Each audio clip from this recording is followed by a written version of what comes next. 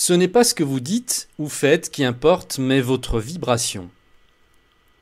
Ce que vous émettez comme signaux à l'extérieur a 100 fois plus d'importance que ce que vous pouvez dire ou même faire.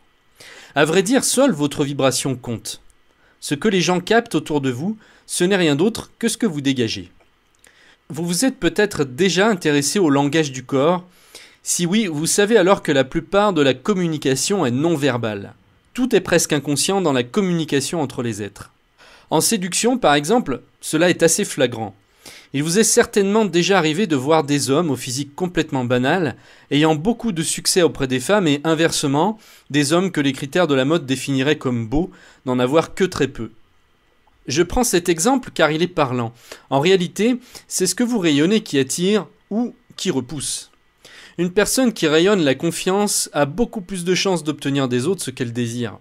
En fait, elle pourrait demander beaucoup de choses, énormément de choses et toutes les obtenir. Et ce avec très peu d'efforts. Il est impossible de tricher avec les vibrations. Vous pouvez faire le plus beau sourire, s'il n'est pas sincère, cela se verra.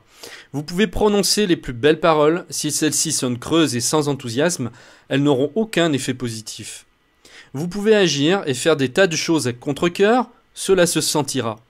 En fait, rien ne peut être vraiment caché, et cela fonctionne même à distance, sans que l'on ait besoin de vous voir. Votre pouvoir créateur, ce sont vos vibrations. Il est important d'y travailler au quotidien et de choisir des fréquences élevées. Plus elles sont élevées, et mieux c'est. Prenez conscience de ce que vous rayonnez le plus. Comment vous mettre sur la voie? Rien de plus simple. Regardez comment les autres se comportent avec vous. Que vous renvoient-ils en général? Que voyez-vous chez les autres qui vous dérange tant? Car ce pourrait bien être ce que vous rayonnez.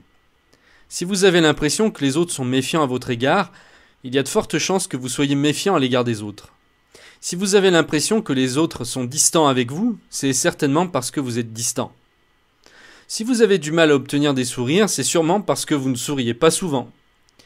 Si vous trouvez que le monde est oppressant, c'est peut-être parce que vous vous sentez oppressé vous-même. Si vous vous sentez rejeté, regardez si vous ne passez pas une grande partie de votre temps à vous rejeter vous-même. Vous avez peur d'être jugé en permanence?